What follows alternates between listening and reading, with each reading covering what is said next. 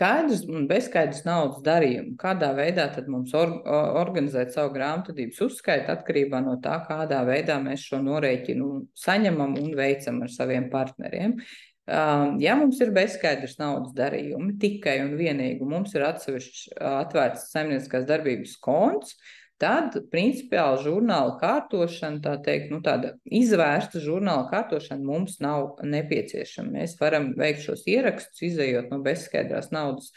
Tā teikt, konta izraksts ir tas mūsu nosacītais žurnāls. Ja, ja mēs esam pašnodarbinātais, kurš maksā mikrouzņēmuma nodokli, tad mēs vēl varam šajā gadījumā paņemt arī piereģistrēt to saucamo vienkāršoto nodokļu samaksas principu, tātad saimnieciskās darbības ieņēmumu kontu vidā, un tad mums arī pat nodoklis, mikrouzņēmuma nodoklis aprēķināsies, tā teikt, no tiem datiem, kas būs atspoguļoti bezskaidrās naudas norēķina kontā.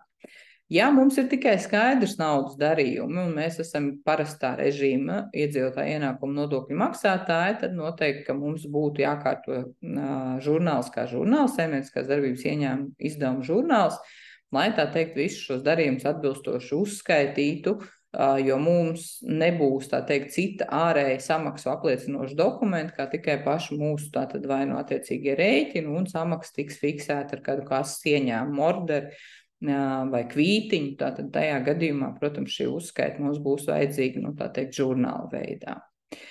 Ja mēs esam mikrouzņēmuma nodokļu maksātāji un tikai skaidrā naudā, tad arī mums tieši tāpat ir jākārto žurnāls, jo attiecīgi mums nav bezskaidrās naudas konts, kurš attiecīgi tiktu atspoguļots, tā teikt, reģistrēts vidā. Protams, jūs varat piereģistrēt kontu, ieņēmumus gūt skaidrā naudā un maksāt viņus tieši kontā iekšā, tad tomēr šo vienkāršoto režīmu arī var izmantot, bet mikrouzņēmuma nodokļu maksātāji. Ja mums ir jaukts režīms, tātad gan skaidra, gan bezskaidra nauda, tad saimnieciskās darbības veicēji, parastā nodokļu maksātāji, protams, nodrošinās to uzskaiti žurnālā.